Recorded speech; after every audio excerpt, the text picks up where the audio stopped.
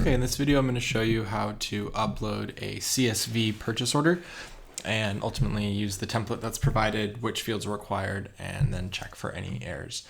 This is really helpful if you've got a ton of SKUs and you don't want to use the PO builder that is within ShipHero. You can download the template, drop in all the line items, and upload the CSV. Just know that there's less checks and balances here when you're building your CSV. So if you copy the SKUs, for example, from another file, that might not import properly, and it might reject it if there's a typo in the SKU. It'll alert you of that, but it just creates a lot more back and forth with the system as opposed to simple POs that you can type in the name or the SKU in the PO builder, which is shown in another video, and that kind of confirms that the SKU is correct. All right, so the first thing you're gonna do is you're gonna log into ShipHero, and we're gonna go to all purchase orders. And at the top here, we're going to, if you click create purchase order, that's going to take you to the builder, but we now have an option to upload purchase orders. So we're going to click that. This will show the previous batches. So these are just demo ones that I did before recording this. And then on the right-hand side, you're going to see upload purchase order. The warehouse is going to be the warehouse that you're shipping it to. In this case, this is our primary one. And then you're going to download the template. That's going to download as a CSV, at which point you're going to open it in Excel. I've gone ahead and downloaded that template and also cleared out the items that are not required. So all these items here are required when you do upload it. So we'll go through each one. The PO number, this is going to be the actual PO number. So we ask that if you can put some initials for your brand, that helps, and then do underscore and then the name of the PO, whether you make that up yourself or you use a manufacturer's one, doesn't really matter, but that'll get saved in the system. This needs to be added to every line item, so you can drag this down. However, one thing that is really important to know is that this needs to be the same across all these rows. So for example, if we put 1, and then we drag this down, you can see how Excel automatically says 2, 3, 4, 5, and so on. Well, what that would do if we uploaded it is that would actually upload 10 different POs into the system, and that's gonna cause a headache for everyone. So just make sure before you upload it that this number is the same. A secret is just copy that first cell and then highlight all and paste them. That helps. Okay, so once we have that in there, the next one is vendor. We can leave that blank. That's already imported from Shopify via the SKU itself. The ship date is going to be the date that it's expected to leave your factory, and the PO date is the expected date that it's going to arrive at us. If you don't have exact dates, that's okay. Put your best guess here. You can always update this down the road. As long as the PO hasn't arrived at the warehouse, you can make changes within the system as far as adding that PO date and correcting it. You can also do that as you get more information from your factory. That helps us out a lot. The status is always going to be pending at first. Shipping carrier, if you have it, you can put it in there. Same with shipping method. Shipping price, discount, tax, those are not needed. If you'd like to put them in there to manage your full PO and know all of your pricing, you can do so. The tracking number, again, this is really helpful. If you do have it, please drop it in there. If not, that's not a problem. Packer notes assigned to SKUs, meaning if there's something unique about this SKU or something that you know maybe it's labeled wrong, you can drop that packer note in there, and that'll just be an easier way for us to keep track of that information. Payment method, this is also optional. This is your payment method to your factory or whoever it's coming from. This has nothing to do with us, so if you'd like to leave that blank, you can. Same with payment due date. PO note, this is going to be at the bottom of the PO. So you've got an option there basically to add notes to the PO. We normally recommend that you upload this CSV with just the kind of bare essentials of your SKUs and so on, and then you can jump into the PO actually in ShipHero and add any general notes that you need to or any attachments to that PO. All right, the most important column is going to be Q, and that is the SKU. So in this case, I have placeholder here. For the sake of this first demo, I'm actually going to make this an incorrect SKU. So I'm going to call this placeholder 1 just to make sure it's wrong.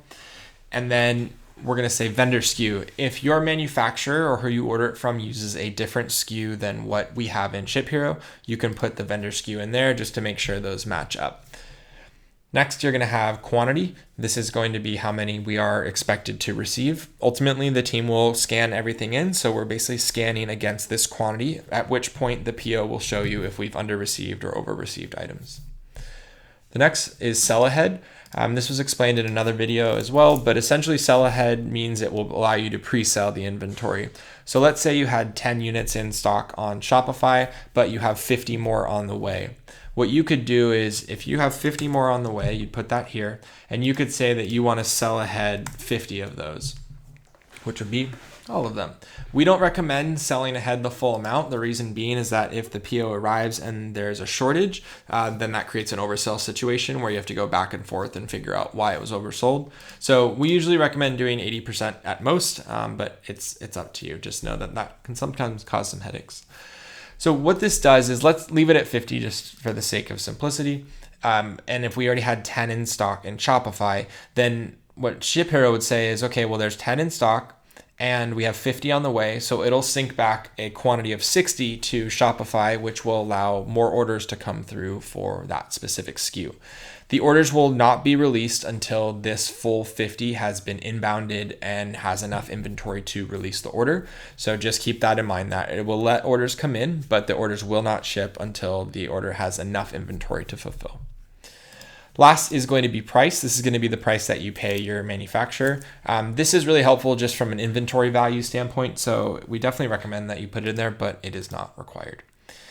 All right, so once we have our PO here, then we are going to save it as a CSV. Now, for the sake of this demo, like I mentioned, this SKU is going to give us an error because we want to show the error. But what we're going to do in Excel is we're going to then say File, Save As, and save it as a CSV UTF-8. So it's really just your common CSV format. Most Excel or numbers should have that. And I'm going to save it to the desktop.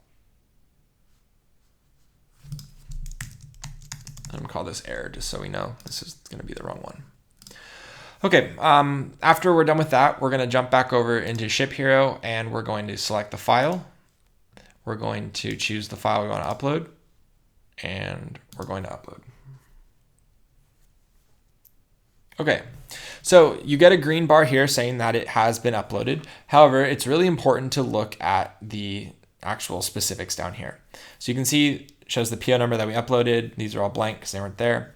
The SKU is listed quantity of 50, date processed, but it says error. And then it tells us why this SKU does not exist. And as we expected, that's because this was placeholder 1, when in actuality this should be placeholder regular. So if you click on it, it'll say invalid product and it'll show you all of your other SKUs. So placeholder is the correct one.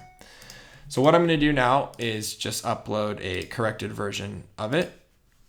So we'll call this PO test 2 and make this placeholder. All right, I'm going to save this one.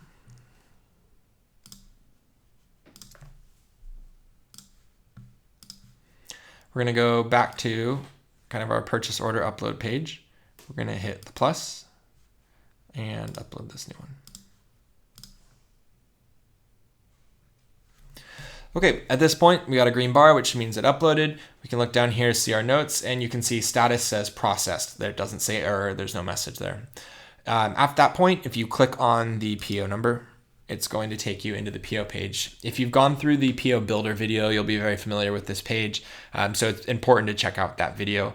Essentially, you've got all of your PO information here. If you needed to add anything, you could. You could update expected dates and so on, like we talked about. So that's all available here. And then if you needed to put in notes, like general notes, those are going to be here. Down here would be for your vendor. Any attachments, that's all going to be here as well.